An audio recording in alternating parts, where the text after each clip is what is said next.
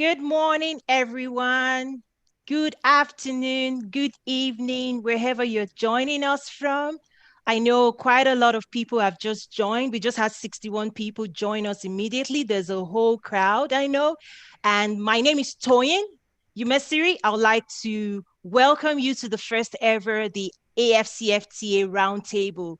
We've brought you the most brilliant minds in the world on AfCFTA, the Africa Free Trade Continental Free Trade Agreement. It's such an honor to be able to host this first ever event. And just to give you a quick idea, this is an event that we'll be bringing to you every quarter to pretty much just level set and bring information to sensitize Africans, in foreign investors, the diaspora, to help us all to stay engaged, to all stay informed on progress made. And there's no other group of people in the world that can actually bring this information to us today. So as we're starting, I just want to provide some preliminary guidelines in terms of the agenda for today. So we actually have a platform where pre and post event engagement has been happening. And we already have questions that have been submitted. That it's called the Trade with Africa Network. And I thank everyone that has dropped their questions. We'll try and see how we can attend to those questions while we have our guest online. When it comes to time zones, I'm here in Chicago. It's 9 a.m. I know Dr. Halbert is in DC, 10 a.m. We have speakers from Addis Ababa. And I also want to recognize everyone joining us from around the world. And in particular, all our consulates and embassies that the African Union has invited to be a part of this event. So I want to acknowledge all protocols observed. I know we have, high delegates joining us today. I just want to say thank you so much for joining us. From a questions and answers standpoint, I already see people already familiar with the platform. So there's a Q&A section down below. If you're using the Zoom app, please drop your questions right there. And then the chat room, let's leave it for introductions. I'm just saying hello to one another. If you're savvy on social and you want to engage online, please do use the hashtag AfCFTA or Trade with Africa, and then hashtag Africa as well. People usually ask us where they can access videos coming out of our events, and where we usually put those is the network platform, which is www.nazaru.trade. And also we have a sponsored live stream going out to people from all over the world. So there are 3 groups of people watching us today. We have hundreds of people right here live in our webinar in the Zoom platform. We also have a couple of hundreds people watching directly on our network platform. And as well, we have people joining us live stream and watching this event. So yes, thank you so much for everybody joining us. We just want to acknowledge that as well. For questions coming out of the event, you can reach us via email as well. So without much ado, I would like to immediately bring on board our guest, I would call him the keynote speaker for today, Dr. Albert Zufak. One of the things we've done for each of our speakers, I tell you, they're the most brilliant minds when it comes to Africa. So whatever we share about them today will not do justice. You can actually find their full profile on the network. But I also want to personally say a big thank you to Dr. Albert Zufak for joining us today. I know he's in the middle of the World Bank and planning the World Bank annual events, annual meetings. So he's going to just join us and help us kick this off. He was also one of the key people that helped kick off the annual Trade with Africa Business Summit that we held back in 2018, flying in from DC. And I know I was just talking to him before we kicked off this event, but I just want to say thank you again. And Dr. Zufak, I want to say thank you for the 2 books you gave me that time that, the African Union published. Those books have made me for sure smarter. So I'm super excited to welcome you, sir, Dr. Albert Zufak, the Chief Economics on Africa at the World Bank. You have the floor. Thank you very much. Thank you so much, Toyin. Can you hear me? Yes. Very good. So it is indeed a pleasure and honor for me to open this event. And, you know, over the years, I've learned that what Toyin does is to bring people together, but always to impact Africa, to impact the development of Africa. And whenever I can, I step in and just lend a little hand. So thank you so much, Toyin, for what you do for Africa. Thank you so much for inviting me today.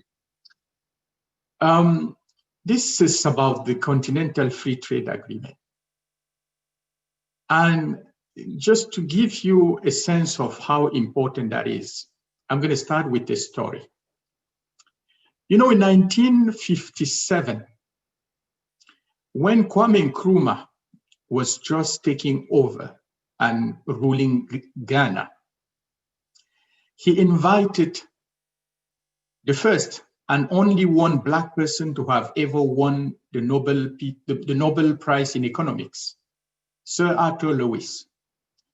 Arthur Lewis came and advised Nkrumah in Ghana from 1957 to 59, left and came back briefly in 1963. But the reason why Arthur Lewis left is because it didn't go that well with Nkrumah.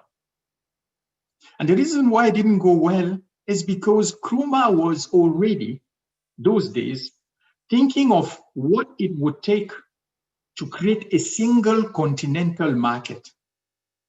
Nkrumah was arguing that in the first Ghanaian plan in 1957, they have to put the basis for infrastructure that would cut across till the east of Africa. And as an economist, Arthur Lewis looked at the budget constraints for Ghana and said, sir, you cannot do it. It will not work. And he was looking at it from an economics, pure economics perspective. They didn't see eye to eye, obviously. Lewis left, very disappointed. And Nkrumah was very disappointed about economists as well. But the moral of that story for me is, you know, both of them were actually right. Both were right. Nkrumah was just right too early. And today is a clear proof that Nkrumah was right. That idea of a single Africa continental market is what we're talking about today. And our leaders have actually gathered to make it happen on paper, but it would take a lot of work to make it happen. Arthur Lewis was right, because if we do not take into account all the constraints, all the fiscal risk, all the fiscal space issues, we may never be able to make it happen in reality. So we have to bring all of this together. And the reason why it's even more important to look at those, you know, those two stories, one, the dream, the other, the reality of things, is we are facing unprecedented times. Africa, just like the rest of the world, is facing a huge challenge. These are unusual times. With COVID-19, Africa is bearing the severe cost of this pandemic. In 2 days, my office will be launching the Africa's Pulse, which is our macroeconomic outlook. And we'll be discussing how this pandemic is impacting African economies. And it's very, very severe. So one thing that came with COVID is a sudden stop in trade. So you may be asking yourself, what are we talking about? We're discussing trade at a time where we had a sudden stop in trade. COVID has actually told us how irrelevant trade could be. No, to the contrary. To the contrary, because what COVID has taught us is basically that Africa was right in adopting and embracing trade at the time the rest of the world was raising barriers. That was foresight, and that was smart. And when I'm looking at the numbers, the proof that it was smart is coming out of East Africa, where countries have actually increased their trade during COVID, which basically leads me to an important point, which is trade has moved in the past 20 years from trade in goods to trade in parts. We talk about value chains. Trade has become integration into different value chains.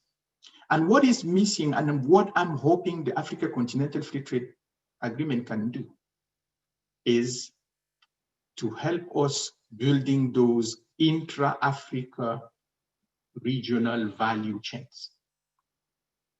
Because those will be absolutely protected from the volatility and global trade uncertainties. But I'm not going to tell you, to this audience, what the Continental Free Trade Agreement is. And, Jean, I see Bertrand on this panel, I see Landry, maybe, they would be telling you a little bit even more about it. But this goal to have a single continental market for goods and services with free movement of people and investment is clearly something that would pave the way for accelerating African economic growth and prosperity. That single market is 1.3 billion people. It's 55 economies. And together is basically more than the GDP of India, right? And it's roughly the same population. So start thinking of Africa, not through the thick barriers, not through the thick borders that separate our small nations, but as that single continental platform where we could be exchanging products. A couple of years ago, I was speaking at an event and I said, when I think of the Continental Free Trade Agreement, the image that comes to me is simple. Why can't we use cotton produced in Mali, rubber produced in Cameroon, to make sneakers that would be sold in South Africa and advertised by Kenyan runners and Ethiopian marathon runners? Why can't we start thinking in those terms? Why can't we think of what it would take to actually locate the firm, the plant in the area, in the space that would lead to the highest productivity and hire the maximum number of people? These are questions that we would have to address, but these are also huge opportunities. I think what has been a serious problem, and it's been talked about quite extensively, is that intra-Africa trade is extremely low. By some accounts, for the entire subcontinent, it's like 17%. It's probably lower in Western Africa, or even lower again in Central Africa than it is in Southern Africa, where South Africa trades a little bit more with neighbors. But by and large, we're the continent that trade the least with neighbors. And that is clearly something we should change. So what we have seen, and through studies, is that through intra-regional trade, we can actually achieve huge gains. And, you know, the share of Africa's merchandise export within the continent, which is very low, has actually increased in the last decade. It's actually gone up from 10% of exports in 2010 to 19% of export in 2017. These are the World Trade Organization numbers. So the Continental Free Trade Agreement signals the rising ambition of this region for faster growth through trade and integration. And the gains can be huge. We should clearly expect to go beyond the traditional welfare analysis, where most important benefits derive from the dynamic gains associated with, you know, increased competition, FDI inflows, economies of scale, transfer of knowledge and technology, increased productivity, economic diversification. These are all the things economists list as the benefit of a successful integration. But we must go beyond it, as I was saying. Integration will be successful in Africa if not only we achieve physical integration on breaking down the non-traditional and the non-tariff barriers, but also when we get to free movement of people. And I'm here calling on the African Union and others, implement that African passport, please. I was told last time I asked the question, oh, it's working, we've delivered it to head of states. Well, sorry, they don't need it. Business people need it to create those factories, to create those jobs for the African youth that desperately need them. So this is the kind of challenge that we face. Yes, the technician in me wants to get deep into the technicalities of rules of origins, wants to get into the technicalities of, you know, common external tariff, you know, wants to get into the benefit of, you know, liberalization and competitiveness, you know. But I think I just want to step back a little bit here and say, why? Why not us? Why not us? I've spent a lot of time working for countries around the world. At some point in my career, I actually stopped working for the World Bank and I went to work for a government in Asia. And for 4 years, I advised the Minister of Finance, the Prime Minister of Malaysia. I ran the Sovereign Wealth Fund. One thing that kept coming back to me was, gosh, I thought these people were so much smarter than Africans, and that's why they're going that far. No. I realized that these were ordinary people but doing extraordinary things. I'm here challenging you, challenging this audience, to be those ordinary people who would do extraordinary things for Africa. Because at the end of the day, that's what it is. The notion that Africa lacks talent, the notion that Africa lacks capacity, it's completely bogus. Not when we decide to be those ordinary people who do extraordinary things for our countries, but even more so now for our continent, who will not actually be moved. So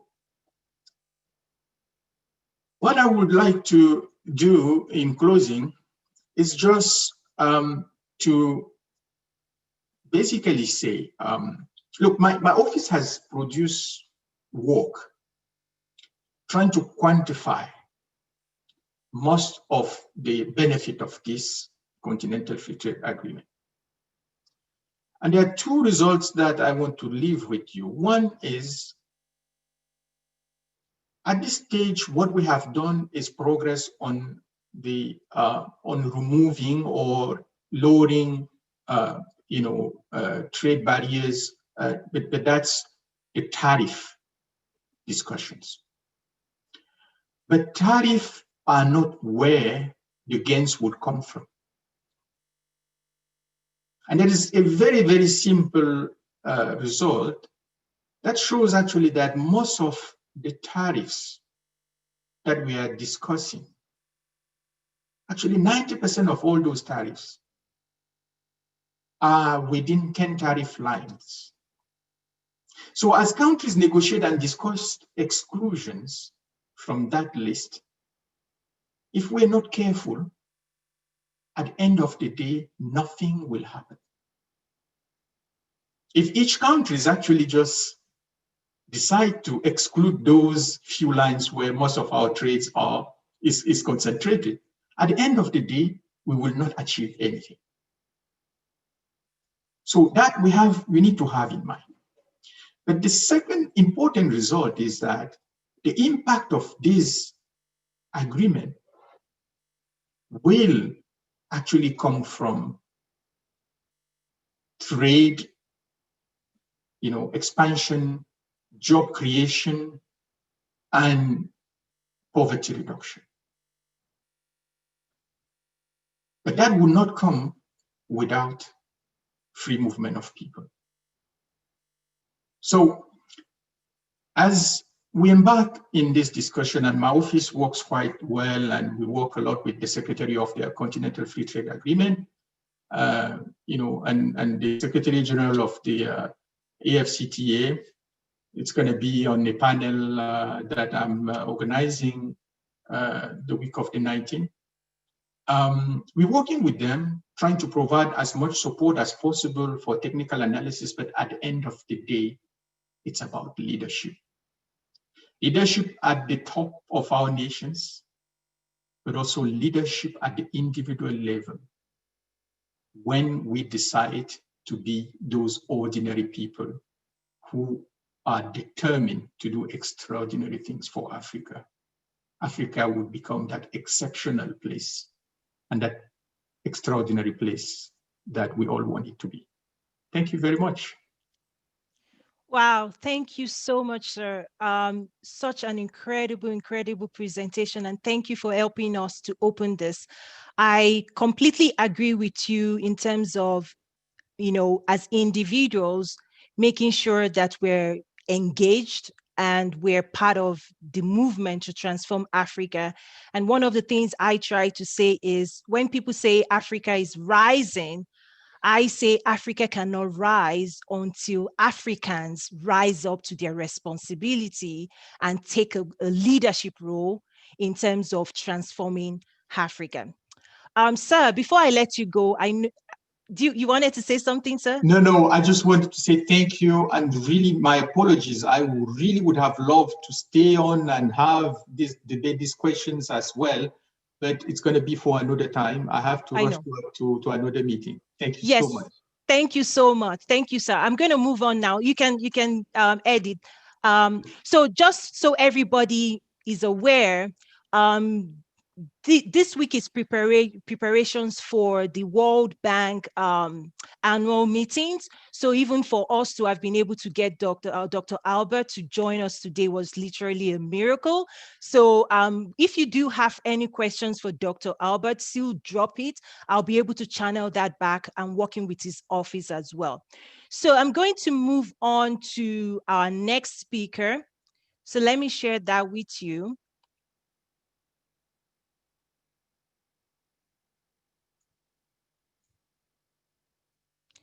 Our next speaker is Mr. John Bertrand Azapmo. He's the principal advisor to His Excellency Ambassador Muchanga, the African Union Commissioner for Trade and Industry. If you're just joining us, when we started, I made sure to share that the full bio of each of our speakers is actually shared at the Trade with Africa network on the network. So you can access that. But right now, I want to acknowledge that Mr. Jean was with us here in Chicago a year ago with His Excellency Ambassador Albert Muchanga. And they did give us a keynote address on the AfCFTA, what it is. And this is an opportunity for us to really just check in with them and see how far, what progress has been made, what does the timeline look like, what should we all be considering over the next couple of months. So Jean, it's such a pleasure again to see you here. You do have the floor. Well, thank you very much, Tohin. Can you hear me? Yes, loud and clear. Okay.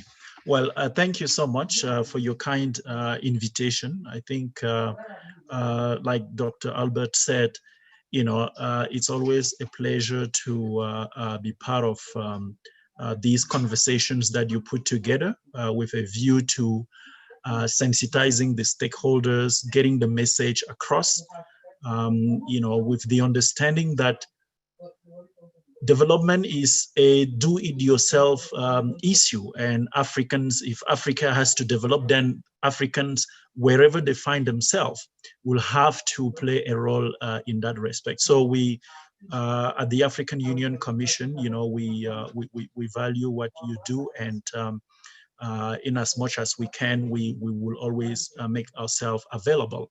So I was asked to share my thoughts on three main issues. The current state of implementation of the AfCFTA, the timelines of activities, and what we should be expecting over the next 2 years. But before I do that, let me just, go back a little bit. And I think I'll just touch briefly on some of the things that Dr. Zefak discussed, which is the why. Because it is very important that us Africans we understand why this is so critical to us, and I'll just cover four main points. First of all, we are coming from a situation where we literally have a fragmented 55 uncompetitive market. So when you look at the African landscape, you're looking at those small markets. Because even if you take a country like Nigeria, right, with about 200 million inhabitants, that's massive from, an African perspective. But then when you position yourself in the international arena, is very little, right? And we are also looking at disjointed market. Dr. Zefak talked about, complementarity, lack of complementarity among African economies, as substantiated or evidenced by the low level of intra-African trade. And we're also looking at, very underperforming countries. He also discussed the share of intra-African trade, whether in terms of export of goods or in terms of export of services. There's been a decline. Actually, few people know that back in 1948, Africa's share of world trade was 8%, but today we are literally below 3%. And also looking at GDP per capita on the continent, it has also declined. So we actually looking at a framework that will help transform the continent. This is what we are looking at. So it is therefore very important that we get it right, and that we also, that we rally everyone around the project. This is very important, because at the end of the day, it has to be people driven. Gone are the days where policy were crafted at the top, implemented, with some level of success, and with people at the grassroots level just watching. No, it's no longer that time. People at the grassroots level, ordinary Africans, whether on the continent or in the diaspora, they have a role to play. And this is the message that we really want to send across. So coming to the state of implementation, as you probably know, when we talked about the AfCFTA regime today, we're talking about the framework agreement. We're talking about 2 protocols, one in trade in services and the other on trade in goods. Of course, trade in services for the time being is only covering 5 priority sectors, but there is an understanding that those sectors will be expanded. We're currently looking at business and professional services. We're looking at communication services, financial services, tourism services, and transport services. There was a question in the chat about transport services. I think I answered that question. So that's the AfCFTA framework. Now we are in a situation where countries are already preparing the market access offers. So basically, you have a framework, a legal framework, but what you actually need, what you need is what is called market access offers, which is basically commitment undertaken by countries to liberalize certain goods within a time frame. In the case of the AfCFTA, we are looking at 10 years for developing countries and 13 years for least developed countries. So that's what we're looking at. And those market access offers are actually crafted taking into consideration what is known as the harmonized coding system, which is it's a framework prepared by the World Customs Organizations, which describes all the goods that you can think of on Earth. So basically, the countries are currently preparing those market access offers. As of now, we have 7 offers which have been submitted, covering 12 countries, because some offers have been submitted in the context of customs, existing customs unions, like countries from the CEMAC, which is the Economic and Monetary Community for Central African States. So they've submitted 1 offers.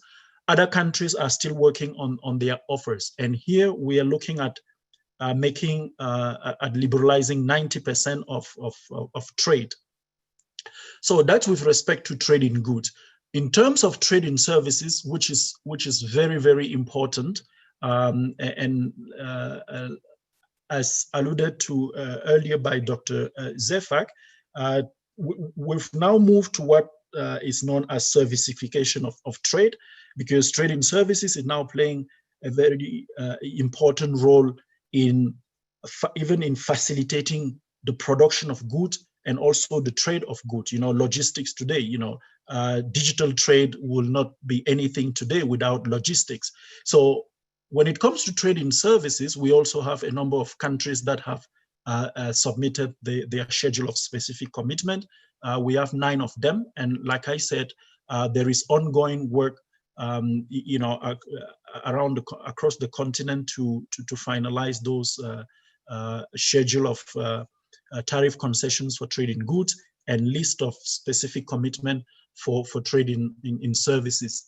And like I also indicated earlier, we are looking at 5 priority sectors, but with the understanding that those will be expanded to cover additional, the remaining services sectors, which are known in the international trade classification. In addition to the agreement and its annexes, which I've discussed, we're also looking at AfCFTA operational instruments, which were launched in Niamey during the 12th Extraordinary Summit. And one of them is very critical. I think Dr. Zefak also talked about issues pertaining to that instrument, which are non-tariff barriers. So what is happening is that mindful of the fact that tariffs are actually, the list of the trade restrictions hindering intra-African trade compared to non-tariff barriers, African countries have agreed to establish what is known as the NTB monitoring, reporting and elimination mechanism, that is non-tariff barriers. And this instrument was developed with some of our partners, in particular ANTAD, and it is already operational, so it's already live. And through this mechanism, what will happen is that if a trader, if an exporter or importer faces, let's say, unexpected non-tariff restrictions, he will be able to report, to launch a report through that mechanism. And the report will then be disseminated to be channeled to the official of the country concerned.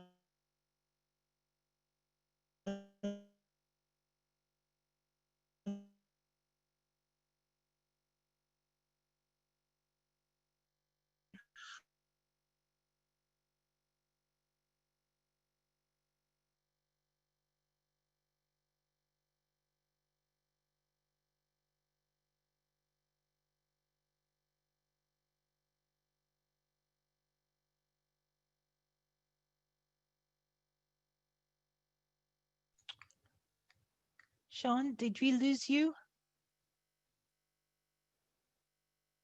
Komi, can you hear me? Is it just me or is it on Jean's side?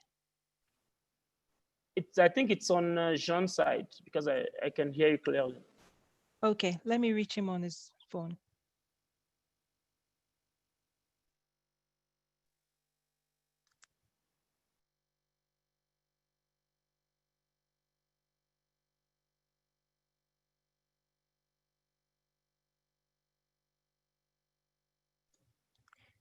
Yes, I'm going to try and reach him on his phone. If I'm not able to, we'll move on to the next speaker and come back to him, but just give me a moment, please.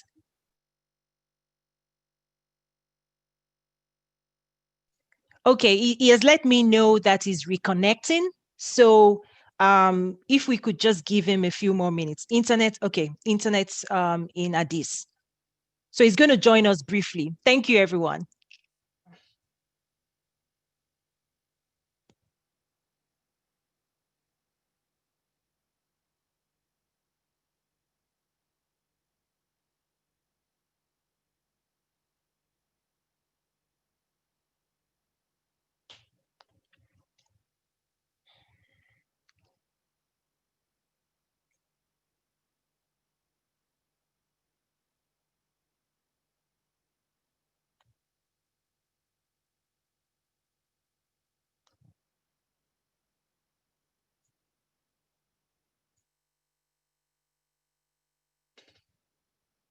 Hello. Thank you. Awesome. Yes, we can hear you now. I did let everybody know that but you and I were in contact. So thank you. Go on. Yes. Sorry. I think this is one of the reasons why we need to fast track the AfCFTA, especially when it comes to trade and services, with commitment in the communication sector, So I was talking about the African Trade Observatory, which is also completed using mirror data. So we'll have two modules under the Trade Observatory, the Explore module and the Compare module. Now, what the Trade Observatory will do is it will also address one of the non-tariff barriers that we usually encounter when it comes to intra-African trade. And this is the lack of information, because we are living in a knowledge economy, right? And information, data is the key. Data is the fuel. But when it comes to intra-African trade, there is very little information on business opportunities. So to the point where one exporter in country A rarely knows what is going on in country B, and they end up importing or exporting from outside the continent. So the African Trade Observatory will address that gap by providing real-time trade and trade-related information and data on intra-African trade. And so this is also very important. Now, what we need to get from the member state going forward is to provide us with the data, because like I said, the data we're currently using is mirror data, which means it's not data provided by government officials, and therefore there could be some gap in that data. So that's with respect to the Trade Observatory. The other instrument is the online negotiations tool, which is also completed, and countries that have submitted their offers have been using it, and others will also be using it as they complete their schedule of tariff concessions. And then we have the Pan-African Payment and Settlement System, which is also being completed by the AfCFTA Bank. Actually, the pilot phase will take place in West Africa, covering UMOA countries, and the system will gradually be expanded to the rest of the continent. Another critical instrument that we are also putting in place is the AfCFTA adjustment facility. Now, this is very important because we've heard this again and again when it comes to the African private sector trading with the rest of the world. That is, the productive capacity is weak. So as a result, there is an adjustment facility that has been put in place by the AfCFTA Bank. As $1 billion US, 500 million will be to support AfCFTA member state who may face, financial losses or who may encounter some challenges in implementing the agreement. And 500 million will be made available to the African private sector, who would want to take advantage of the AfCFTA market. Now, in terms of the timelines of activities, so we are currently undertaking a number of activities following a roadmap that was adopted by African ministers of trade when they last met on September 30th. That was just last week. And there are quite a few number of activities. Actually, it's a heavy roadmap, and you can understand why, because we are leading towards the extraordinary summit, which will make the final determination on the start of trading, which is also set for the 1st January 2021. So national consultations to finalize market access offers and schedule of specific commitment are ongoing in a number of countries and customs union. There will also be a stakeholder engagement leading to the summit. One of the main activities would be this joint ministerial meeting with the participation of all the stakeholders. And I think on that occasion, we are very likely to invite some representative from the diaspora to be part of it. We are looking at the 13th Extraordinary Summit on the AfCFTA in South Africa. That will be on December 5th. And then we're looking at the start of trading under the AfCFTA preferential regime on 1st January 2021. So in between, there would be a lot of activities, a lot of stakeholder engagement. And like I said, we appreciate Toyin and her organization, in putting one of those activities. Now, what is critical at this point is to understand that when trade starts on 1st January, it will be a market-driven process, first come, first serve. And our hope is that, like I said, Africans in the diaspora are part of this. They are part of this initiative. that they are a part of this new adventure. And I say this because, you know, other stakeholders outside the continent are getting ready. And the question is, what are Africans on the continent doing? And least Africans in the diaspora. You know, we've watched the news over the past couple of months, what was going on in quite a few number of countries regarding the African diaspora, and it pains us.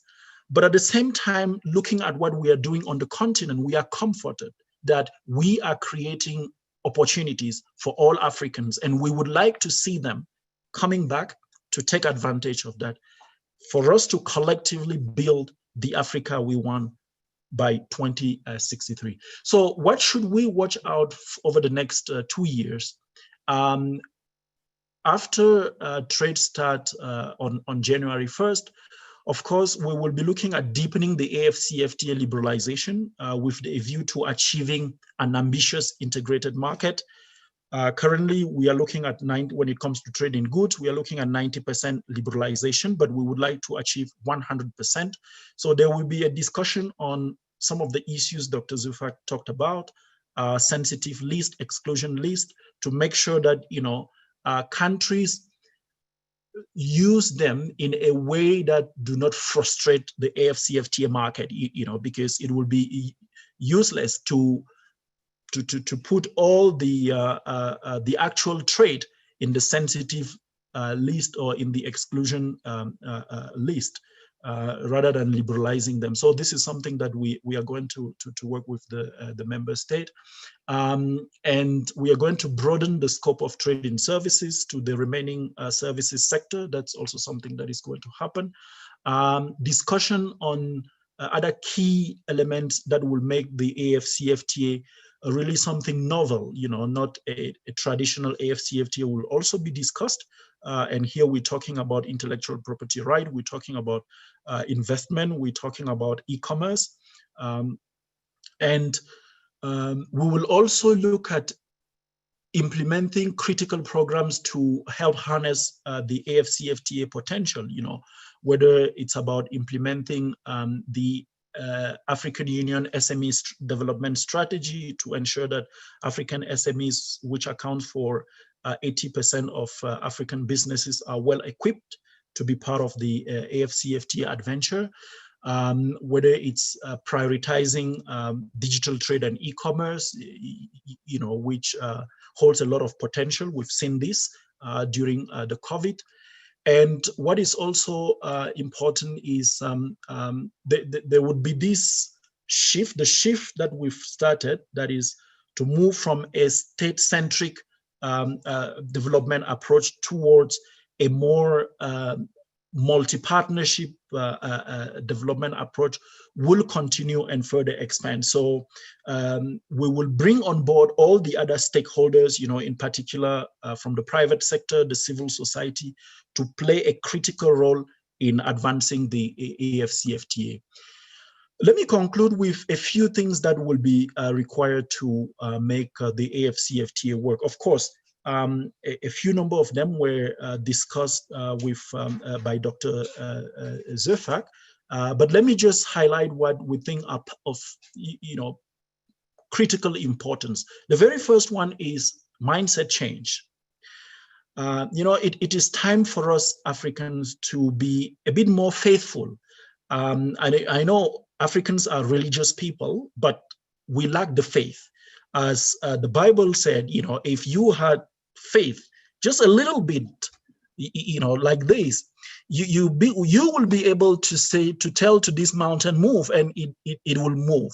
I think that's what Dr. Zufak was saying, you know, when he alluded to, you know, ordinary Africans but doing extraordinary things. We need to believe that we can make this happen, and we will make it happen, as you know, we've seen in the process we've gone through so far. So that's the very first thing, because at the end of the day, development is do it yourself. Our partners around the world will help us, in as much as they can. But at the end of the day, it will be us Africans making this work, and we have to be mindful of it. Secondly, we need to embrace innovation and technology adaptation. We've seen it again and again when Africans really put their innovation spirit, their genius to task. They are able to confront some of the challenges, which sometimes are thought to be unsurmountable. When you come to think about the financial services, the way we know it in the Western world, very few people knew that Africa will achieve a high rate of financial inclusion today. But look at what M-Pesa did in Kenya, and it's now all over the continent, and even it has been imported, by other countries outside the continent. So we just need to, take advantage of innovation, the technology, to come up with solutions in order to address our own problems.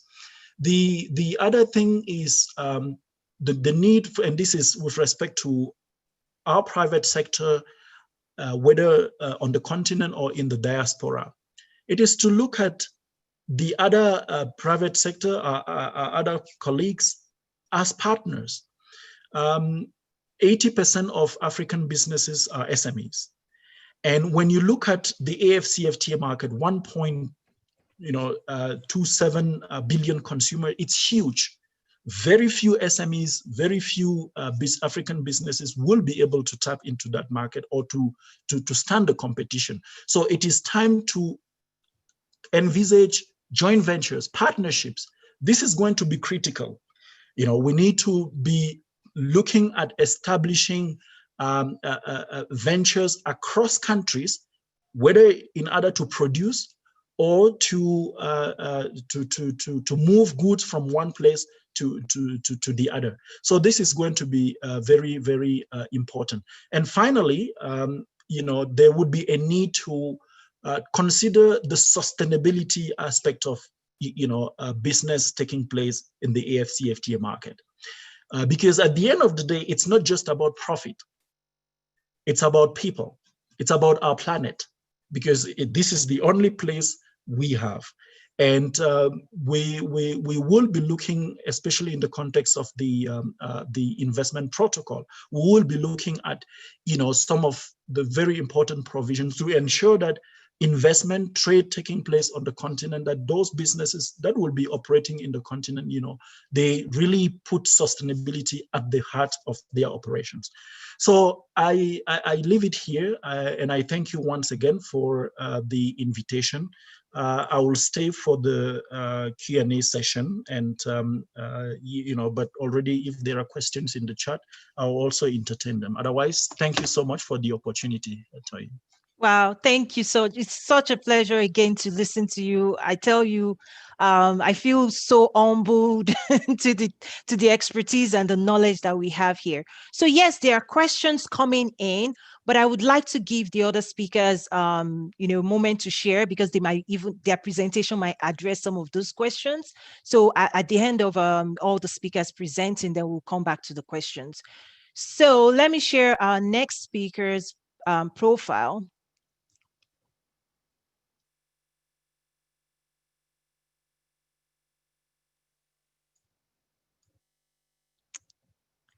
Okay, our next speaker is Komi Tsowu. He's an economist at the United Nations Conference on Trade and Development. And just back in August, he was one of our guest speakers at the Trade with Africa Business Summit, this year, the virtual edition. And I basically told him that his presentation in terms of the depth of the technical knowledge that he shared is the best in terms of the technical aspects that I've seen. And the way I try to describe it is that AfCFTA is like a car, a supercar, that has been delivered to us.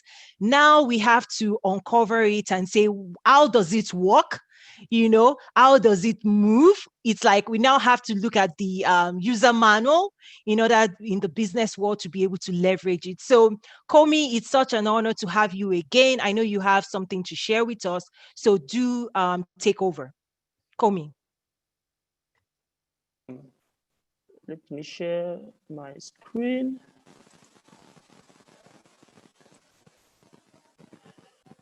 Can you see the screen, please? Yes, yes. Yes, okay. Thank you again, Toyin. Thank you. Thanks to all, Jean-Bertrand, Doc, Fofak, and others for attending. And I think it's always good opportunities to discuss with everyone here. So today I'm going quickly into some of the technical points in practice, how the AfCFTA will influence concretely some of the sectors. I will focus on a few sectors, of course, because I think the AfCFTA is a game changer. There are not a lot of sectors that are going potentially to benefit from the AfCFTA. But in my presentation, I'm going to focus on few ones, and then we can, again, as Toyin said, we will continue the discussions within the trade community platform. So my name is Komi. I'm currently working with the Africa division of the UN Conference on Trade and Development, who has been a technical partner of the AUC, along with the UN Economic Commission for Africa, among others. To quickly, one of the key elements I really like to always show is how do we, as a continent in Africa, continue to depend on export of commodities. And the map you can see here, we have calculated the ratio of primary commodity export, including agricultural, minerals, oils, vis-a-vis total merchandise export. And by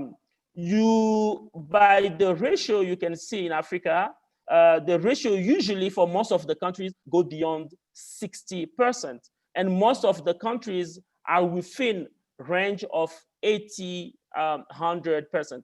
And I think this is something you all know. And one of the key implications of this situation is that we usually, as Africans, suffer a lot of from the vagaries in the commodities market, which usually translate into volatility in prices and so and so. So that's one thing also I believe, and Jean-Bertrand mentioned that with the AfCFTA, the hope is that Africa will be able to add more value to its commodities before exporting them within Africa or with the rest of the world. Now, I'm not going into the AfCFTA framework because Jean-Bertrand has given us very detailed insight on that. But one key graph I want to show here on your left side is I computed the intra-African trade data. So in the blue, you will see that is the intra-African trade with regard to commodities, and in orange, intra-African trade with regard to manufactured goods.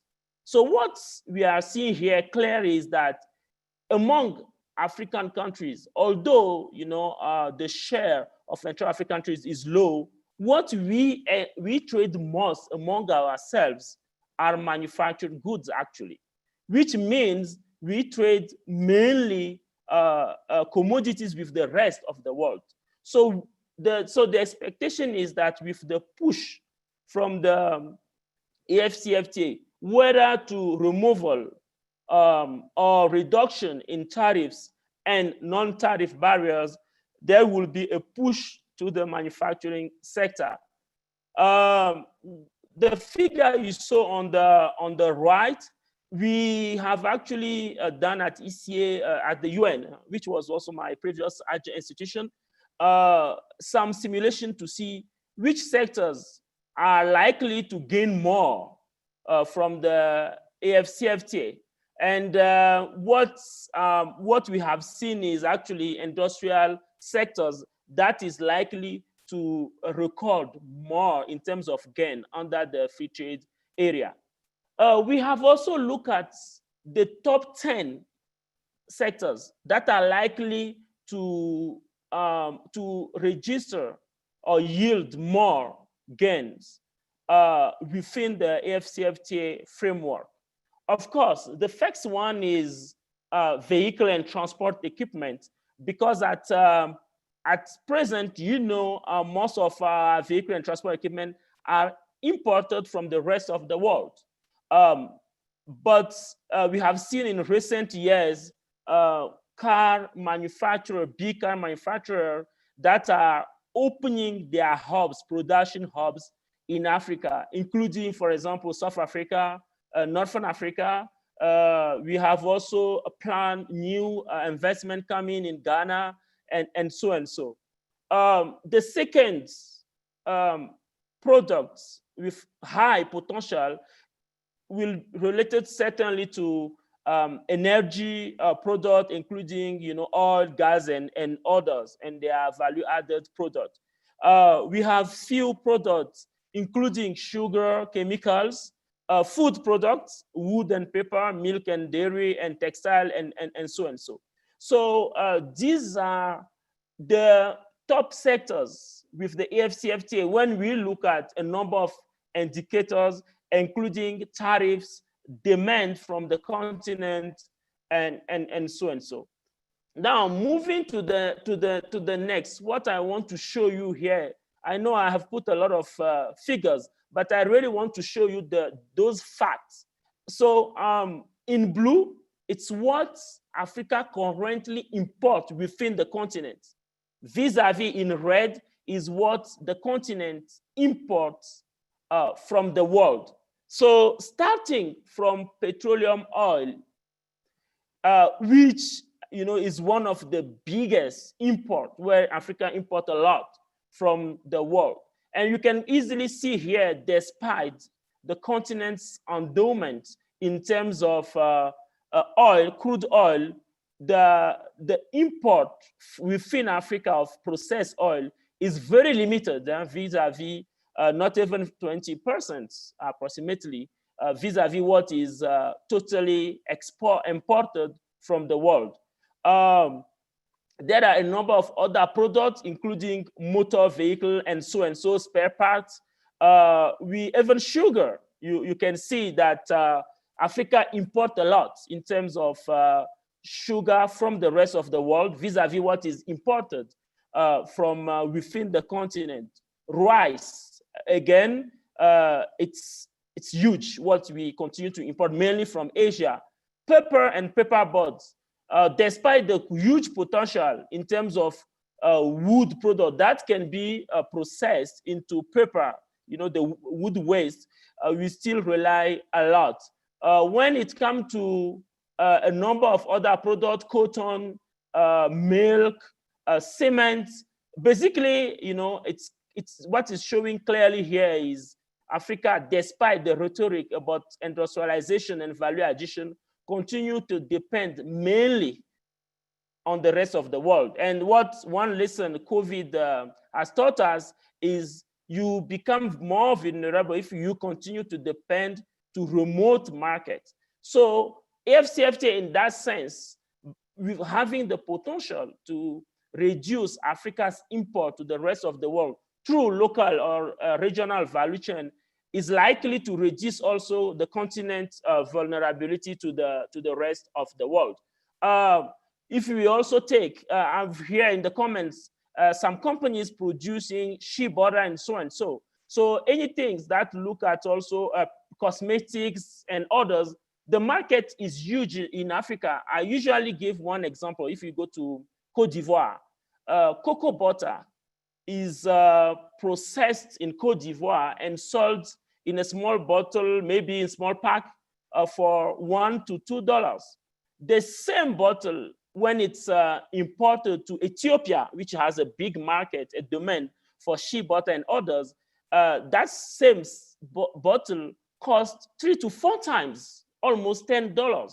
So that's clearly showing that the market exists in Africa for African product. But again, most of those, the issues that usually impede the trade beyond tariffs are mainly non-tariff barriers. If you want to ship a product from a cosmetic product from Cote d'Ivoire or from Togo, Ghana, shea butter to Ethiopia, for example, you have to use airline, which is more costly. So how do we make sure we have maritime routes, for example, among African countries? These are some of the things we have to look at within the context of AfCFTA implementation.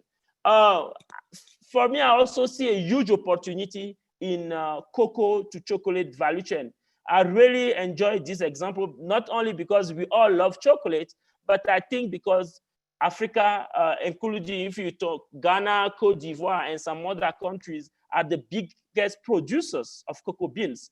But what we see on the first graph on our left here is actually how much is created along the cocoa value chains, from cocoa beans to cocoa paste, cocoa butter and powder, and then to the final product that is chocolate.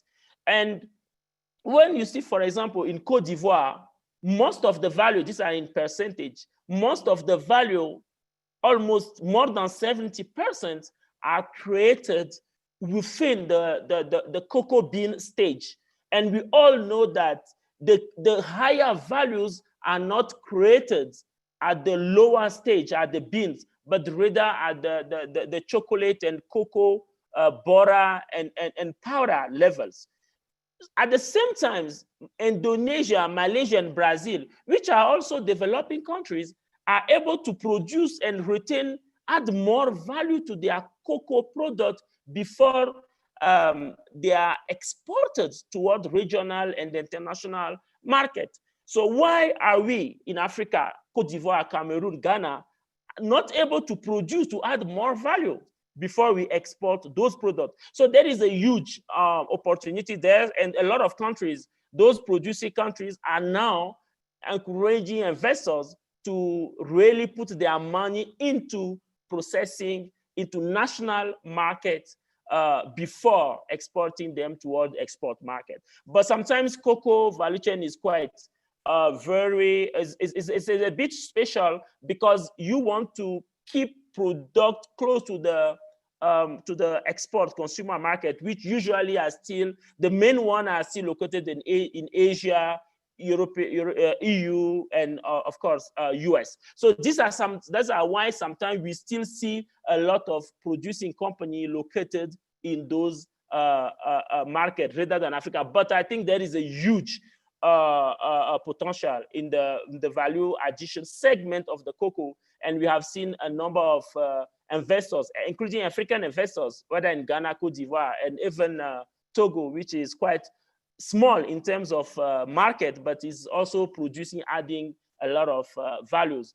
The graph B, what is showing actually is what is being exported in regional market vis-a-vis a global market. And again, Cote d'Ivoire, Cameroon, and Ghana, they are doing poorly because they are not producing toward continental market or regional market, while Indonesia, Malaysia, and Brazil, they are producing more toward their regional market. So how can AfCFTA change the current status with regard to cocoa value chain is something we need to look at, and how the AfCFTA probably is likely, the agreement is likely to help African investors or investors from other countries also process more of those products within the continent. Second value chain or product sector I want to focus is medicinal and pharmaceutical product. Not only because COVID-19 has exposed the fragility of Africa's health system, including pharmaceuticals, to the rest of the world, but because when the COVID happened, and almost 80 countries have limited or banned export of medical supplies and some pharmaceutical products. So this has increased significantly, has put African continent at risk. Today, when we see what's happening in terms of imports or trades or production of pharmaceutical products, 95% of medicinal and pharmaceutical are coming from outside the continent. Despite, countries like South Africa, Kenya, Ghana, Egypt, Nigeria, and Zimbabwe having local industrial capacity to manufacture medicine, especially generic and essential medicine. So this is where one area where we will see a lot of, push as well, because I think the head of states are very aware of the issue, and they are likely to push to settle, to have a number of incentive to the investor to, really put the money and manufacture a lot of pharmaceutical products within the continent. Another area, sectors, industry I see as a huge potential is the woods industry. Mainly in Central Africa and Western Africa today, the predominance, processing activity that's happening in the wood sector is still at the primary stage, with sowing and rotary cutting in most of the countries. The secondary processing, which includes moldings, profiles, packet, and so on, so is happening. I was in Gabon, and Gabon has, for example, built a huge special economic zone dedicated mainly to the processing of wood product. But the tertiary wood processing, which is again is joinery and cabinet making, is where there is still a lot of potential that is not exploited.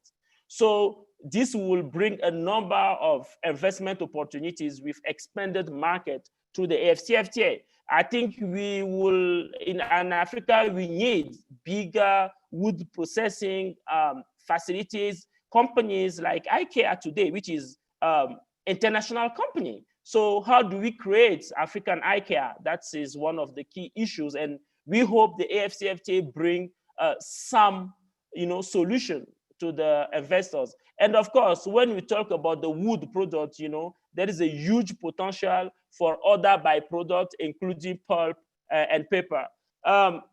In terms of minerals and metals, there are a lot of potential as well. The pictures I'm showing here is what is being done in Gabon by one companies that is processing manganese in Gabon to manganese metals and some other byproducts. So beyond South Africa, there are also, this is also to show that the mining, some countries are ready, they have invested a lot in getting energy or in supplying electricity, so that those mining production hub can operate efficiently. So it's not, in the dream anymore. These are things that are happening across the continent. In oil sectors, we all know that, what the figures are showing is we continue to export mainly crude petroleum, while at the same time, we import a lot as Africa refined petroleum product. I know, as you all know, Nigeria, Dangote has been taking steps towards, refining petroleum oil. But I think beyond Dangote, we should have other, investors that should be able to put a lot of money into processing of petroleum. Beyond that, I think because we have seen increases a lot in vehicle and orders over the past year, and this trend will continue to also increase. I'm seeing a lot of potential as well in base oil and lubricant for car and other machinery products. For example, estimates, puts forward that the African car market is likely to grow from 45 million in 2018 to over 135 million cars by 2040. So there is a huge demand for lubricant as well. Over the next probably 5 years, there are expectations that lubricant demand will increase from 1.7 million tons to 2 million. So these are critical areas where there is a huge demand. Services, I'm not going to take time on it because we all know, and this has been said by Jean-Bertrand as well, service today we are recording a huge servicification of whether trade, manufacturing sectors, and so and so. So services sectors are really enabler of the AfCFTA as well, from digital to energy, health, education, finance, tourism, infrastructure, and so and so. So to conclude quickly, what I want to point here is, yes, it's very important to look at all the dimensions of trade and production, from investment, trade facilitation, trade infrastructure, and for countries import defense. How do you also make sure you are assisting, you provide necessary support to some of those sectors to grow?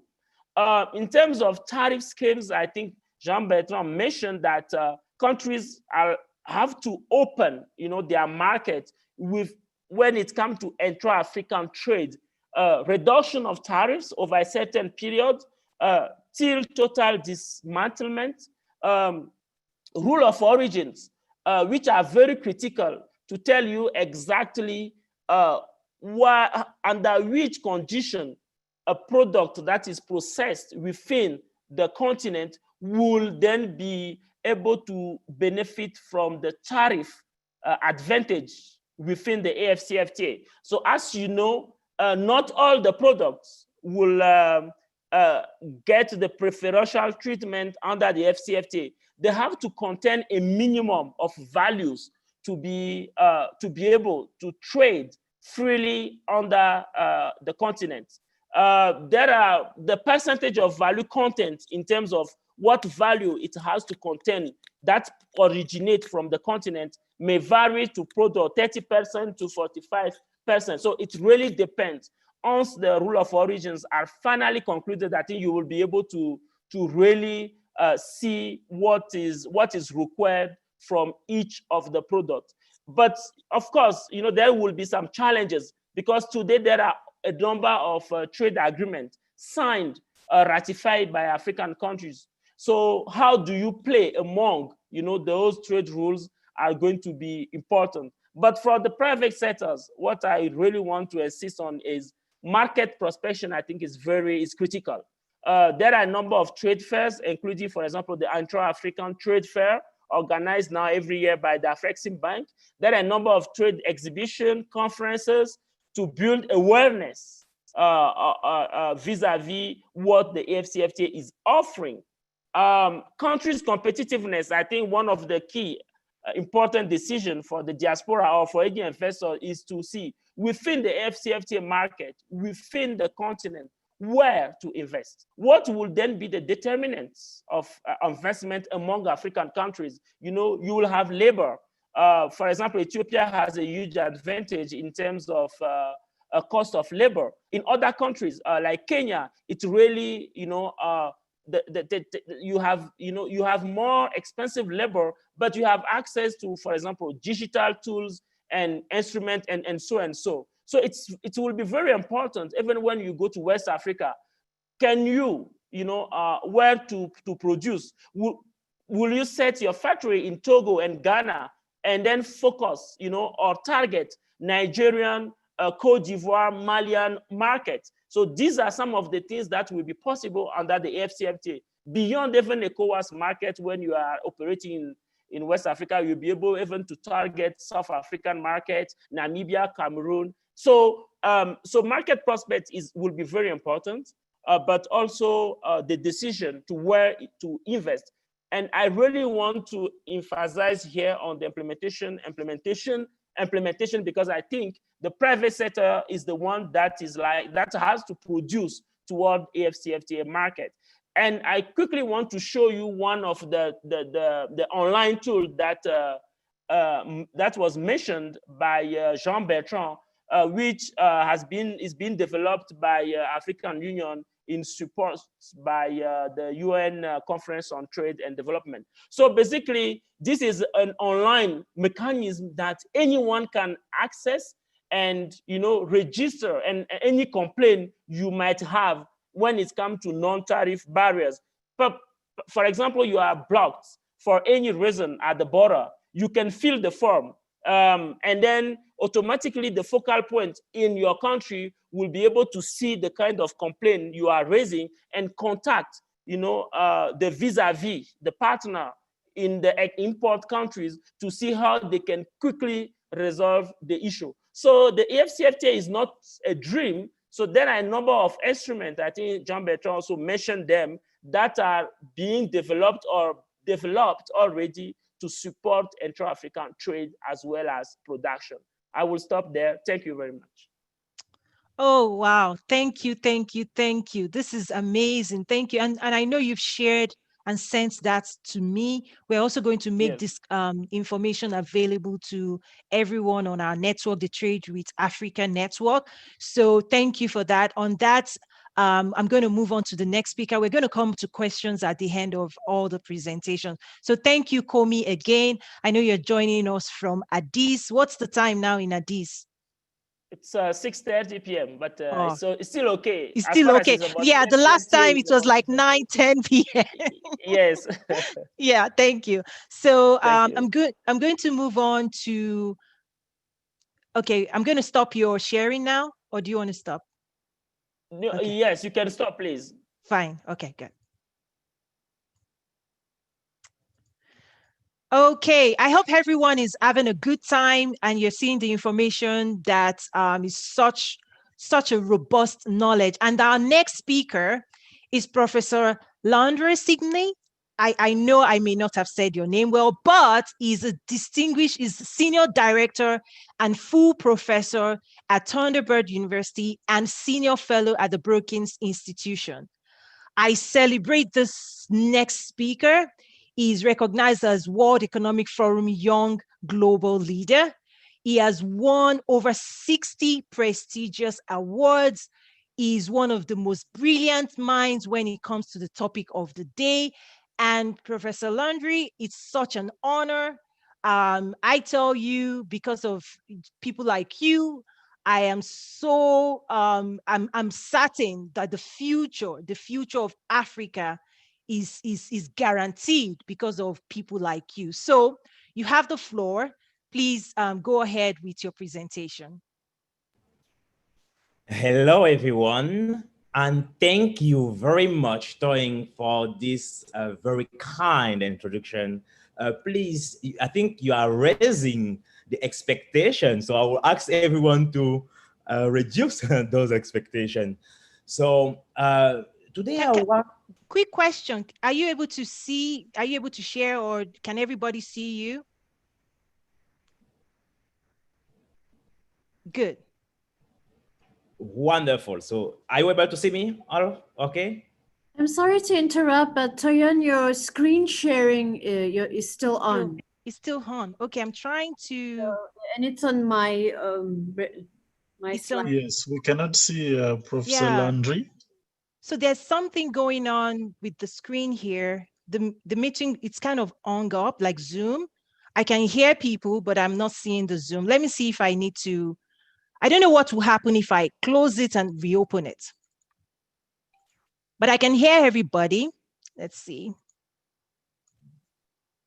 Technology. You just need to stop sharing your screen. Yeah, it's not giving me that button. I feel something has hung up somewhere. It's not giving me the button to stop sharing. Okay, I think, yeah, it's not giving me the screen. Where it says share, just below. Yeah. You have your cursor now. Just move to the, is it the far right? No, I think Zoom is having an issue because I've been sharing and unsharing things, but Zoom on my screen it doesn't like me today. So exit the full screen. Exit the full screen. Nope. It's hung up actually. The computer is hung up. but I can hear everybody. Let me see if I can close this out and then see if I can quickly get back on. I apologize for this technical difficulty. Just give me a moment. Thank you.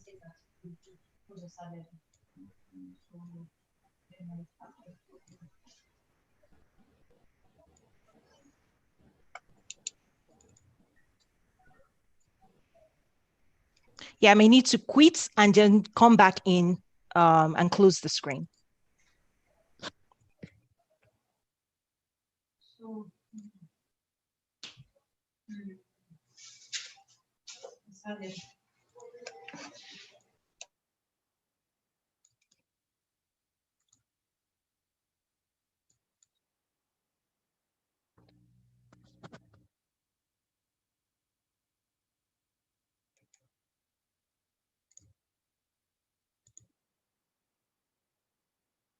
Okay, John, I'm going to Professor Lo. I will assign you and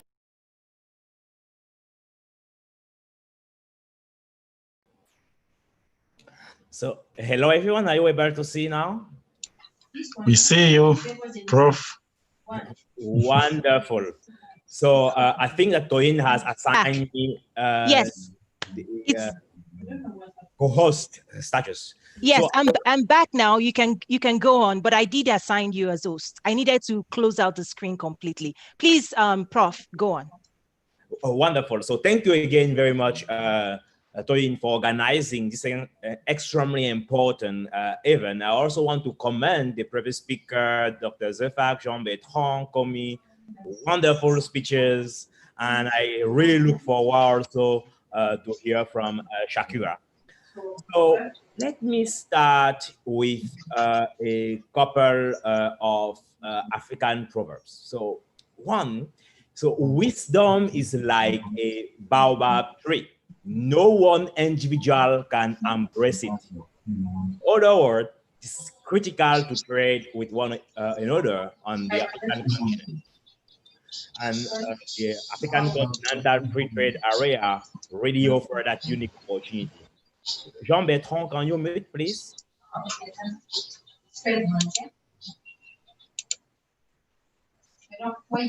Jean-Bertrand, can you mute, please? Thank you.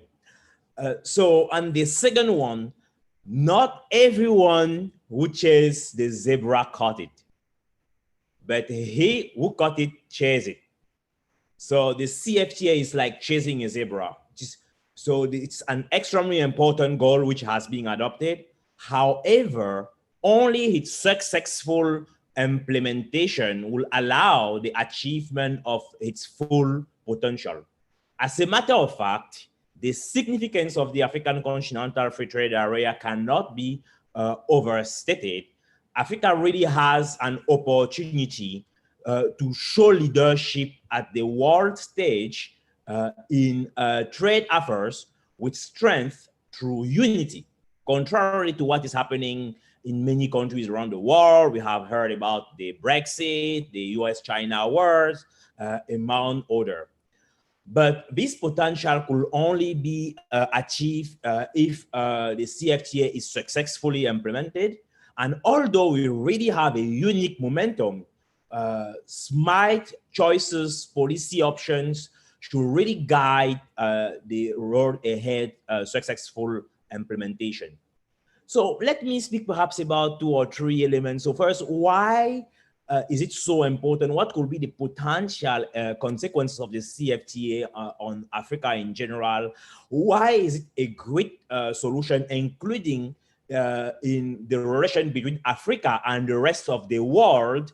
And what are the next steps in terms because the CFTA offers a framework for free trade, but in order to trade, entrepreneurs have to produce. And investors have to really unlock the business potential. And I think Jean-Bertrand, Komi, and Dr. Zefak have highlighted some of these points. So, as pointed out, Africa only represents about 2.4%, let's say less than 3% of total global export. And even if intra-African trade only represent about 17% of total African export. You can compare with other regions like Asia, Europe, which are around 59, 69 among others.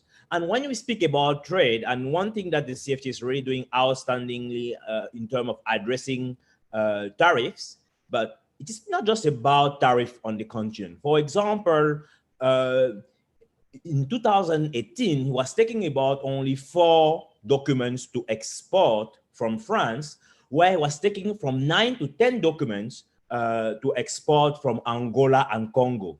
So you can clearly see that tariffs are extremely important, but non-tariff barriers could eventually even be much more important.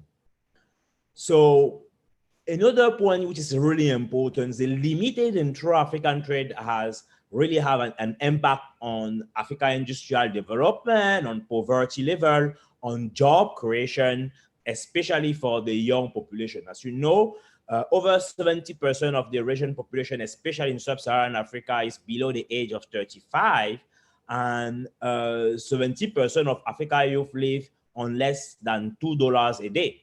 So the CFTA was really not an option.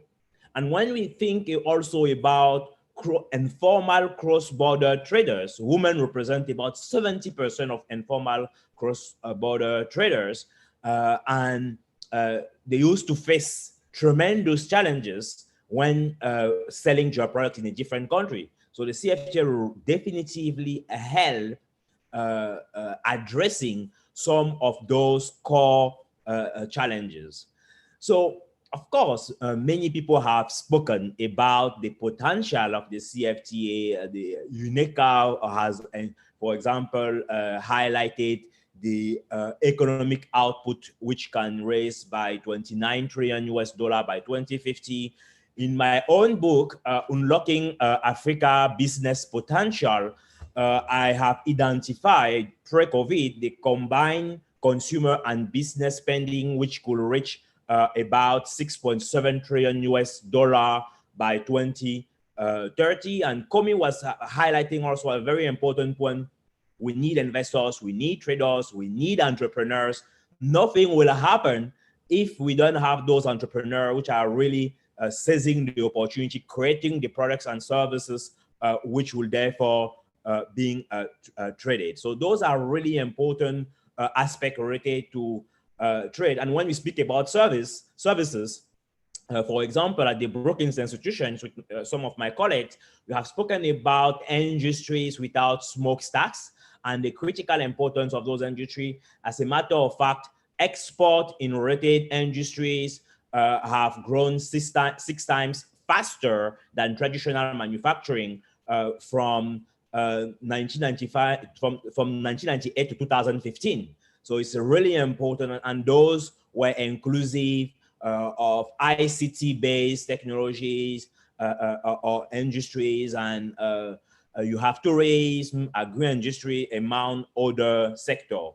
So those are really important to highlight, because the CFTA has the opportunity to unlock Africa's tremendous business potential, accelerating industrialization, economic diversification, quality job creation, including for young people, for women, the development of SMEs who represent about 80% of jobs on the continent, while contributing also to sustain an inclusive economic growth, which are critical to achieve the Sustainable Development Goal and Agenda 2063. Now, having said that, you have numerous key, what are the key to successful implementation of the CFTA? So the challenge to scale up and to speed up the continental integration and the successful implementation of the CFTA lies with governments, but also regional institutions, who should work with the business community, with investors, with international partners. So national policy maker really working with business, civil society, international partner should really unlock and adopt a continental-wide approach or standard to prioritize free trade, economic diversification, and industrial and technological development. And that will also require investment in developing human capital, infrastructure, which are critical to trade, investment, and education. So I may speak about the negotiation phases, but I think Jean Bertrand has outstandingly covered them. So I will pass. But I want to point three key strategies which are important though. So I identify in some of my other book, African Development, African Transformation, how institution shape development strategies, which were released by Cambridge University Press, some core elements, which include the effective coordination and delivery mechanism. I'm very excited. I've been engaging with the African Union for a long time on the African Continental Free Trade Area, and the new Secretary General, His Excellency Wamkele. So they have really been doing an outstanding work in the coordination. Of course, member states have the critical responsibility to really be better involved in accelerating the implementation. So we have the compliance and dispute resolution mechanism, especially the ability to enforce penalty for non-compliant countries. And I think quite often in the past for previous initiative on the continent, they have failed because non-compliant members were not sanctioned. So I think it is really important to engage and discuss those points very clearly. So the financing is also critical. Domestic and continental resources mobilization is critical. And of course, we have the international financing. We have different partners, the United States, the European Union, and within the European Union, Germany, for example, have played an important role. South Korea also has been a strong supporter. China is also exploring better support. So definitively, international support is critical, but it's important not to be over dependent on international financing and to really create domestic mechanisms at the national, sub-regional, and continental level. And as pointed out by Albert as well, political will, leadership, accountability. So yes, we with the African Continental Free Trade Area, we need ordinary people who can do extraordinary things.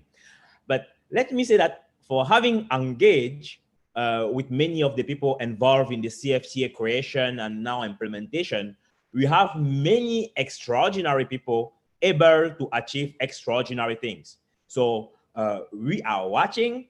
So, and we really want you not to, we really want you to achieve the CFTA at its fullest potential. So extremely important, especially as you are not ordinary, you are extraordinary. So there's no reason for not achieving extraordinary outcome. So some specific aspects which will need to be addressed include the prevention of trade deflection. So trade deflection is in fact the movement of goods or components of goods from outside a trading arrangement to a country within such an arrangement for the seller to benefit from trading preferences. So many people were very concerned about the partnership between Kenya, for example, and the United States. So those are, it's really important for African partners to really support the continental initiative and not try to go around by having deals. And not to say that other deals are not possible, but they have to be done with respect of the CFTA. So of course, measures have been taken, but I think more may be also done on addressing the vast disparity among African countries. As you know, over 50% of the African GDP is contributed by three countries: Egypt, Nigeria, and South Africa. And if you compare with Africa's 6 sovereign islands, which only collectively contribute to 1% of the African GDP at the continental level.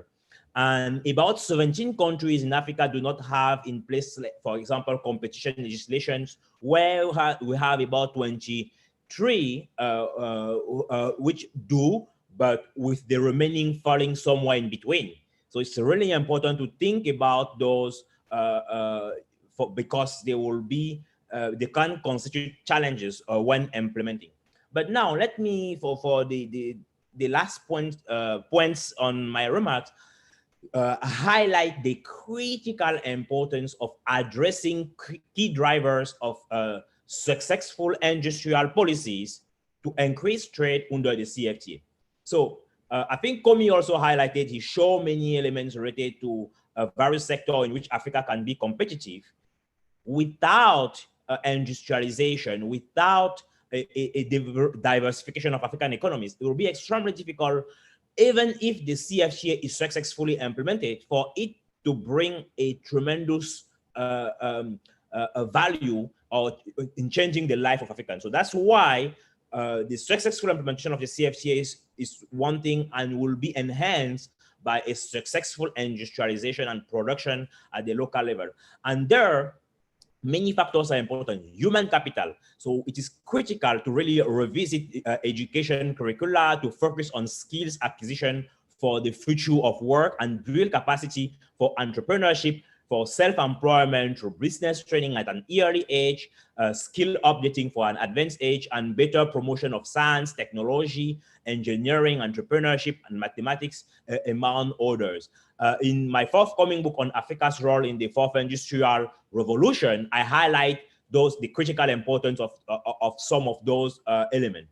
So it's also important to address cost. So in order to accelerate industrial development, policymakers must really bring the cost of doing business down, addressing cost effectiveness challenges such as energy, access to road and ports, security, financing.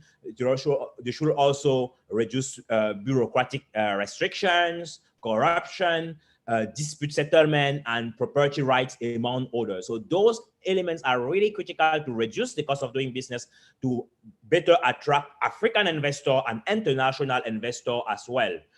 The supply network have to be addressed. Industry are more likely to evolve in the presence of sufficient or competitive network. So, and policymakers should increase the size of those supply network by easing trade restriction and integrating regional trade network, and increasing the country's ability to really develop sophisticated products and lifting the barrier to small and medium and business growth and development. So economic sophistication is also extremely important. Not only economic diversification, we have to have more sophisticated economies, and a focus on demands is critical. Policymakers should offer tax incentives to firms in order to both unlock job creation and increase individual and household income. And the increase in domestic demand will also contribute to create a pan-African demand, which ultimately is critical for both the success of the African continental free trade area on one hand, but also to attract better investors from around the world. We have the resources which are critical. For manufacturing, for example, require heavy investment and should be driven by the private sector. So policymakers should also there facilitate access to finance, especially for small and medium enterprises, for women, for young people, by developing and effectively managing instruments appropriate to the stage of development, whether they are loans, guarantees, or venture funds in critical sector. And in order to better attract, let's say, a foreign direct investor, policymakers should address the poor risk perception that scares off potential investors. So do we have a mismatch between the actual risk of doing business in Africa and the perceived one per investor around the world? So a strategy should be adopted by regional institutions, but also countries to really bridge the gap between those elements. Of course, I can expand more. I know that I have to leave the floor to Shakira, but to conclude, I cannot highlight enough the critical importance of implementation. I think all of us, whether Dr. Zefak, Jean-Bertrand, Komi, have been highlighting this.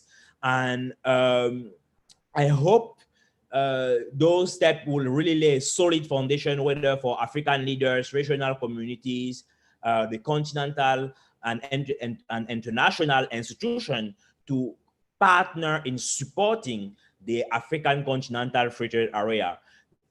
We are stronger together. So thank you very much for your attention.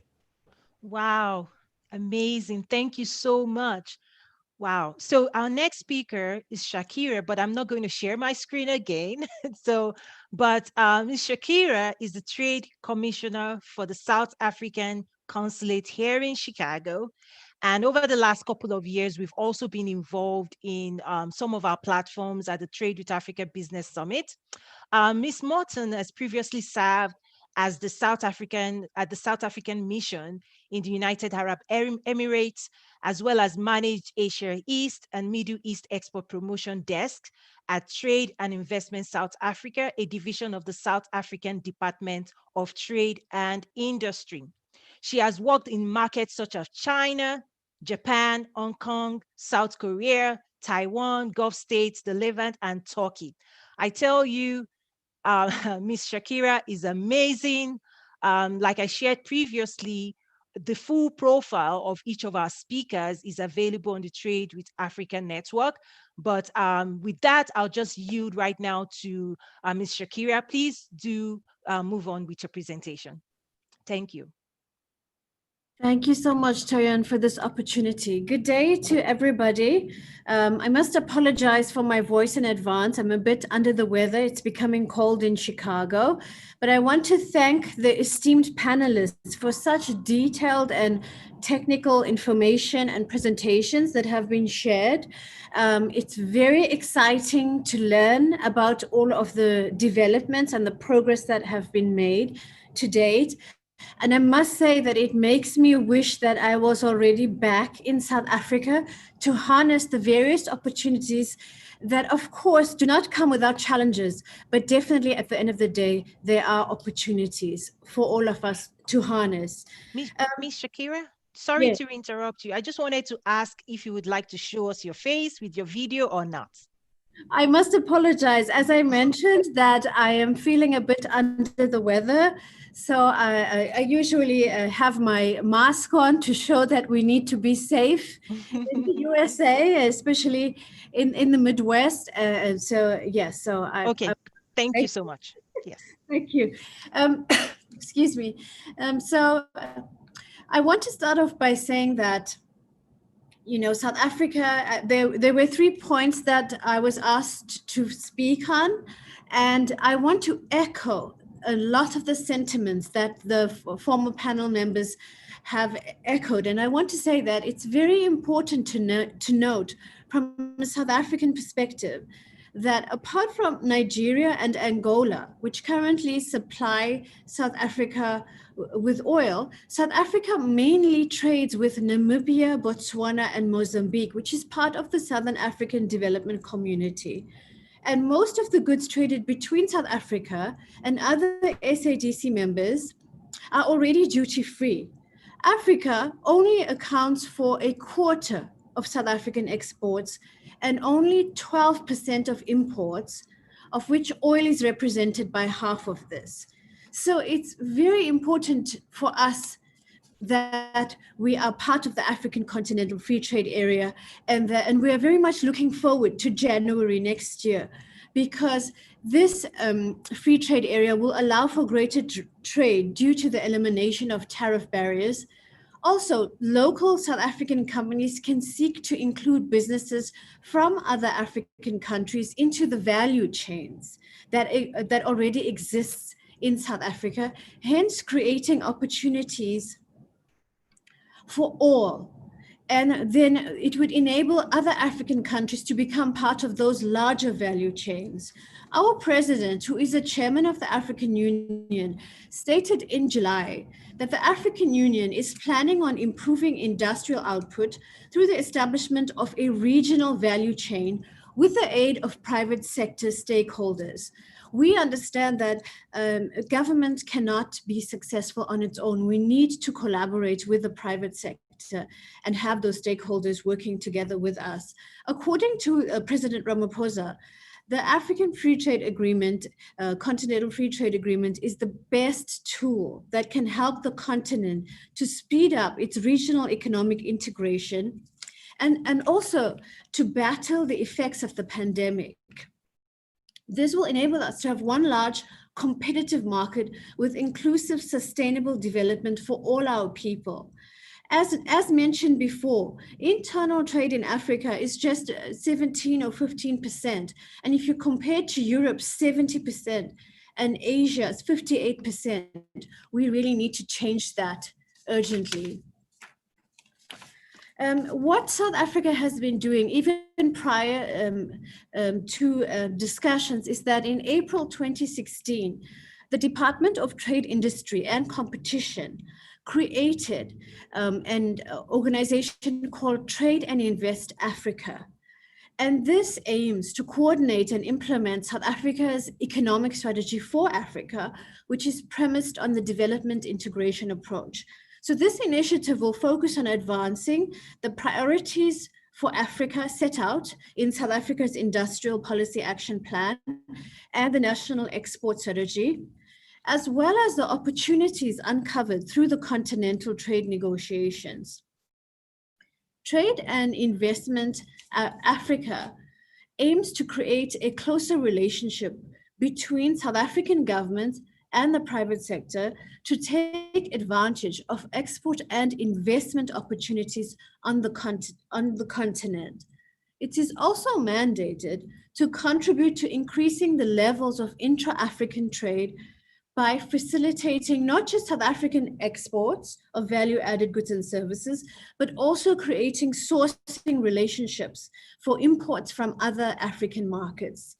And the focus is on companies, large, but also medium and small, and in providing access to capital, access to markets, as well as non-financial support. And the South African development finance institutions, such as the Industrial Development Corporation and the Development Bank of South Africa, are keenly engaged in many of these projects. I also want to add that we do understand that with trade comes the imperative to ensure that infrastructure is being created. And besides the domestic infrastructure announcements and the infrastructure projects that South Africa is involved in, we do believe that joint collaborative projects between the different countries are key for that. South Africa heads the Bureau of African Ministers of Trade, and the Minister of Trade, Industry and Competition, Minister Patel, has been elected as the chair of the body that was tasked with finalizing negotiations in terms of the commencement of the preferential trade area under the African Continental Free Trade Area. He chaired the first meeting on the 30th of September, which confirmed the commitment of the countries to the start of the trade on the 1st of January 2021. And what he stated here was something really important, given the current environment that we're living, which is under the pandemic. And he said that the pandemic experience drew two basic lessons for us. And the one is that social solidarity is critical in fighting the pandemic and the economic reconstruction that will follow. And it must be at the heart of all our efforts. We would definitely be stronger working together rather than in isolation. The second is that economic resilience is critical. We need, as mentioned by all of the panelists, we need to build Africa's industrial capabilities and trade and supply chains between the African countries. So each of us needs a strong Africa, and an Africa that has deeper levels of industrialization, meaning that there would be more jobs for young people and greater wealth creation.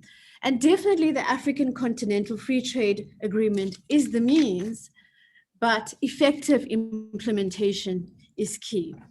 So we believe that the Free Trade Agreement will create opportunities and benefits for all nations of the continent, and it will enable various companies to expand their markets by exporting of goods and services across the continent. It will also contribute to growth and diversification of the economy. And this was mentioned by the other panelists as well. And therefore, it will create jobs as well as to reduce inequality and unemployment. It has the potential to be a game changer for the continent on all levels. It will act as a catalyst for economic growth and will benefit entrepreneurs, including all sizes of business. So those are my concluding statements. And I want to say that I would be so excited to return to South Africa within the next few months, which is where I'm going to be going because my term ends here in Chicago.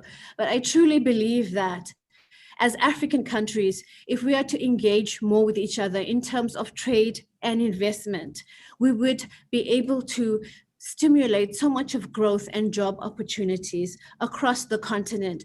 All of the resources are available to us as Africans, and value addition needs to occur inside of Africa and not outside. Thank you. Wow, thank you so much, Shakira, and I hope you do feel better soon. So I'm just doing a time check. What I would now like to do is share briefly what we at Nazaru we're doing to advance the AfCFTA and if not just regional, but also global trade with Africa. For those who joined us mid or towards the end, my name is Toyin Umesiri again.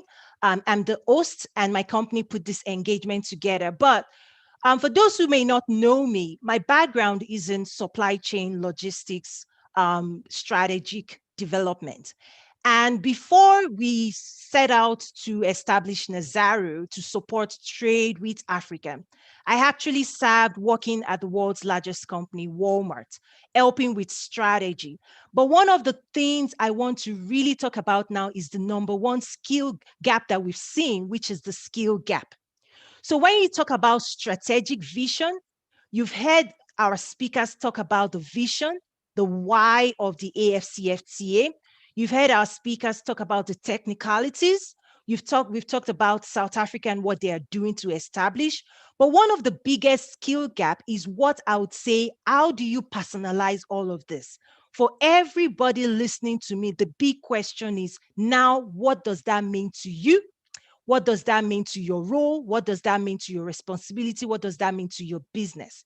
Here is what we are finding. For several years now, we've been bringing global stakeholders together, and we're finding that that is not enough. Bringing ourselves together in forums and network, which we are leading on, is not enough. What we're seeing is that there's a skill gap of taking the strategic vision and implementing it. And that skill gap is what is going to take us to industrialize, to develop the Africa of the future, to make sure that the human capital that we have can support our dream plan.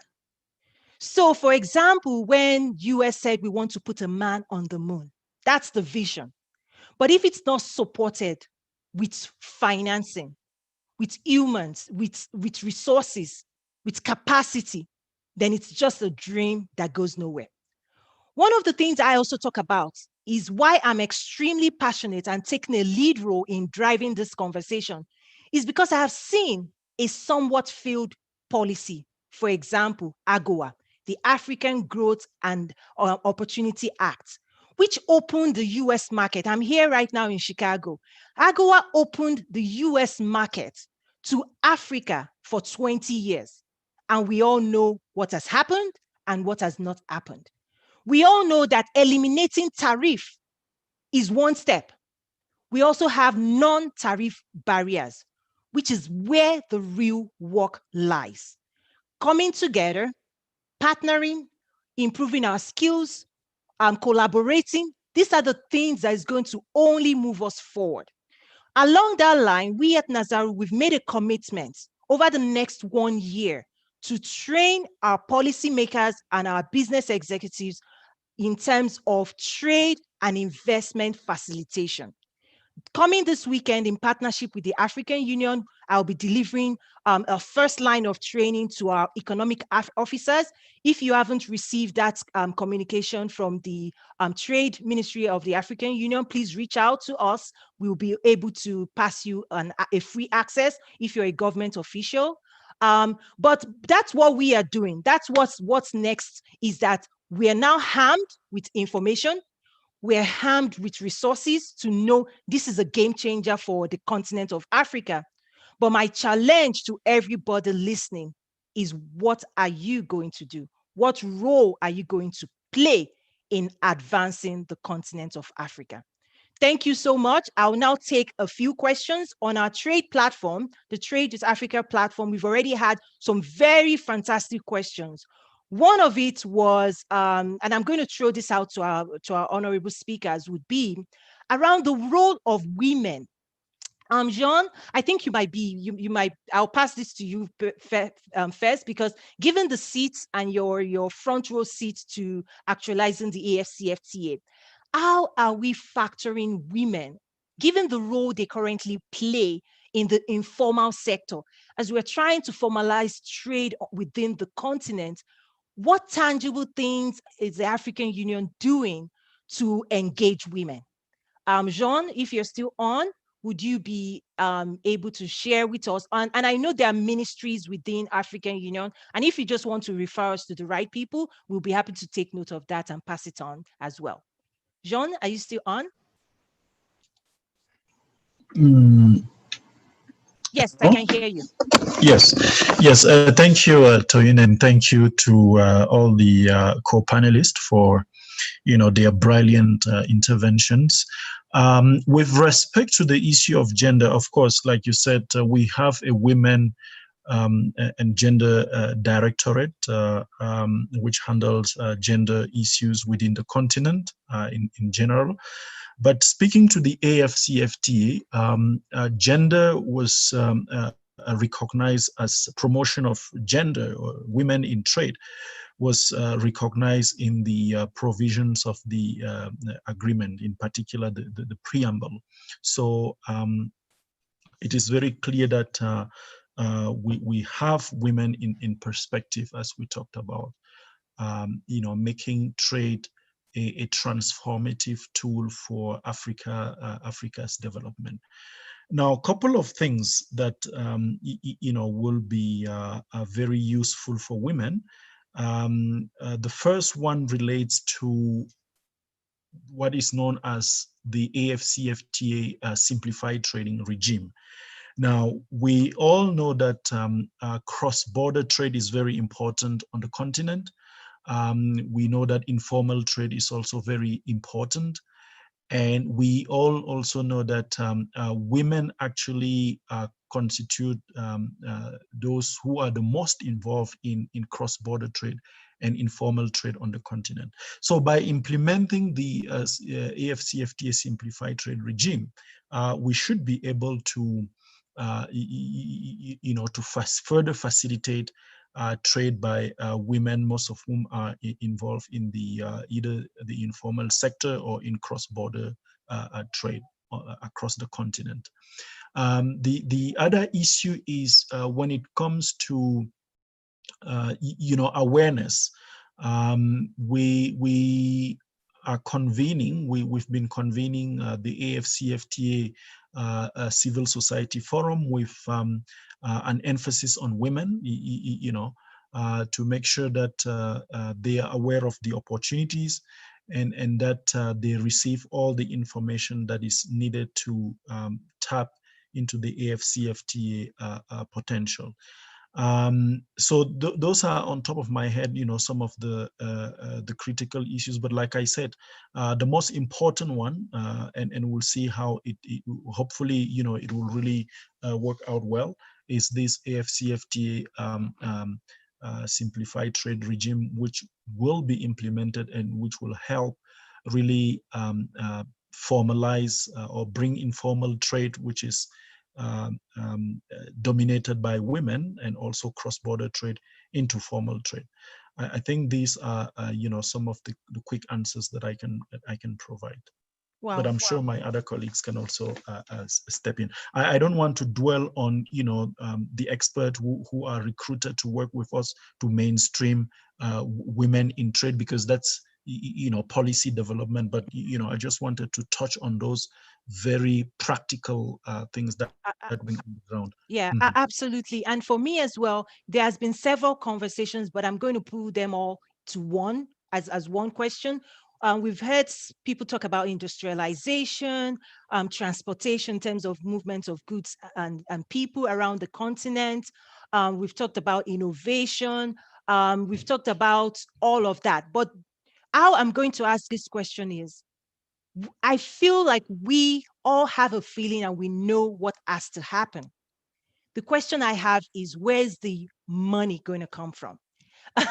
Where's the investment going to come from? Have we identified where it's going to come from? And what are we doing to build a strategy to market Africa to those players? Because that's what I see from my viewpoint here, is as we engage with foreign investors, investors are looking for return on investment. And what we are finding is that maybe we are not telling the story that they want to hear, or maybe they don't know enough about the potential. And this is something that has to be ongoing. In terms of investment promotion, is not something that you do once and you never do again. So we all know, between all of us here and the people online, we know what has to happen. We know the dreams we have. We know our aspirations as Africans. The question is, how? How is this going to happen? Komi, I know, do you want to jump in on that? And then I'll give it as well to others to join, because I want to group those questions because of time.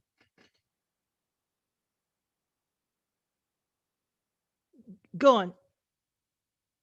Anyone can pick it, Komi or Jean. Okay, so can you hear me? Yes. Yes. So yes, I think one of the key issue is where is the money coming from? In terms of investment performance, I think that's one we agree on. I don't know if you have seen the last ranking on greenfield performance of greenfield investments across the world, and you have top African countries topping. Actually, I was surprised to see that Togo is the first one in the last year. So, and you have a lot of countries, Rwanda and others. So in terms of investment, performance, I think the continent will do well, although sometimes people say it's risky, but then if you need higher return, you need to also take more risk. But the issue is, where is the money coming from? I think Jean-Bertrand has mentioned some of the initiative, AfCFTA Bank. And I remember in August, the AfCFTA Bank intervention, they mentioned it clearly that they are putting money there as well. Some countries as well are pushing towards, funding some of the AfCFTA initiative toward, intra-African trade. But I think that's something we should look at as well. How do we make money available? Because if AfCFTA is not only for Africans, we have a lot of international investors from China. So someone who is getting, 2-3% rate in China or in Europe, how do you compete when you are the access in some of the country here, the credit rate is even beyond 10%. I think about minimum is 11% in Nigeria. So how do you compete? Because, so these are some of the things I think there are some, the Development Bank, ADB and others are putting money, but I think, how do we support the SMEs? Because SMEs are not likely to get those funds from the AfCFTA Bank and others. I think this is something countries should really look at, and why not creating special funds for SMEs dedicated to those producing to AfCFTA market. Thanks. Fantastic. Yes, thank you. Jean? I'm not sure, Prof? Actually, because of time now, they've just sent me a message. They have another meeting. So I'm also trying to wrap up as well, because one of the things is that the conversation is going to move into the network. I know, Komi, you're on there. You would have seen some of the questions that was already posted on the network. Mhm. So please, if you can also help us respond in the network. Some of the questions we're not responding to here, I usually move them to the network, because with Zoom, when the event ends, the questions goes away. But we do have a platform, Nazaru.trade, where there are hundreds of people all over the world, experts, that are already engaging. But so Jean, if you can help us wrap this up, because Okay. of time, and Okay. then we will move this to the network. Okay. No, thank you so much. I think, and thank you, Komi, for those comments. A couple of things. First, we've got the AfCFTA adjustment facility. I spoke about, the $1 billion initial fund. So what is going to happen is, once the fund is established, the facility is established, we will then mobilize, resources from other partners. Toyin, I think usually when I hear people saying, where is money going to come from, talking about Africa, I laugh. Do you know that if we were to curb illicit financial flows on the continent, you know how much we'll be saving and will be able to reutilize per year? Close to 90 billion US dollars. That's more than what any partner is giving the continent. So we just need to be a bit more serious. And the good thing is we have a trend on the continent. We have a number of African leaders who are very, very foresight. They know where exactly they want to take their countries, and they are. So that's the first thing. The second thing, so in addition to the investment, the AfCFTA adjustment facility, we have, we are working on curbing illicit financial flows, which will help countries save some money and be able to reinvest that money, in the productive sector and in their respective economies. The other issue is, the investment protocol. Now, some of the investors, even African investors, are a bit skeptical when it comes to the business enabling environment on the continent. Now, when we eventually come up with the protocol on investment, it will provide a framework, provide the legal certainty, the assurances that investors need, in order to invest. So we're also likely to see sustainable investment flowing in the continent. And as a matter of fact, it has started. You have some companies which are investing already on the continent in anticipation for the AfCFTA. Let me just give you one example. Volkswagen over the past couple of years has, open assembling factories in Rwanda. And there are talks about, operating in other parts of the continent. So it is a trend that we will see.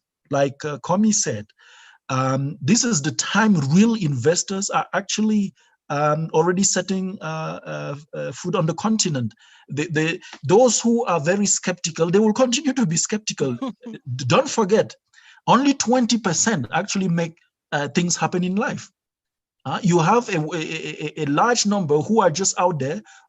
Some will join when things are happening, but the large majority are just shaking their head, wondering what is happening. So I think what we should really focus on, and like I said, our private sector, especially the SMEs, they need to understand one thing. It is time to start thinking about partnerships, joint ventures, whether it's within the continent or with investors from outside the continent. And the African diaspora, there is a lot of money there. This is also the time to come back and invest on the continent. Return on investment is very, very, very high. There are some countries which have put in place, schemes to attract the African diaspora. Ghana is one of them. And I'm sure very soon other countries will follow suit. So it's just about, all the segment of the population in turn within the continent, but also outside the continent, saying, look, guys, Africa has been exploited for so long. Africa is now putting in place one of the largest market since the formation of the World Trade Organization. We want to be part of it this time around, because if we miss this other opportunity, we'll have to wait I don't know how many other centuries, and nobody wants to miss it. Even you, Toyin, It is time to think about mobilizing some of your friends, starting something on the continent. You know what, even people working in the public sector like myself, the thinking is, as we talked about the AfCFTA, it is early retirement. It is not to be doing this forever, because Africa is the continent of the future. And my hope is that beyond these panel discussions that we're having, that some of us will eventually, go to the private sector and capture some of those gains. So with that, I thank you once again, Tohin. I think you're doing something very commendable. We also hope to have more people in the diaspora playing this kind of role, raising awareness and making sure that the AfCFTA really succeed. Failure is not an option this time around. No, I thank you. Thank you so much. It's not an option. And absolutely, I am already involved. Part of this work, there's a public side to this work in mobilizing people, but privately, we're dealing in brands, in product distribution.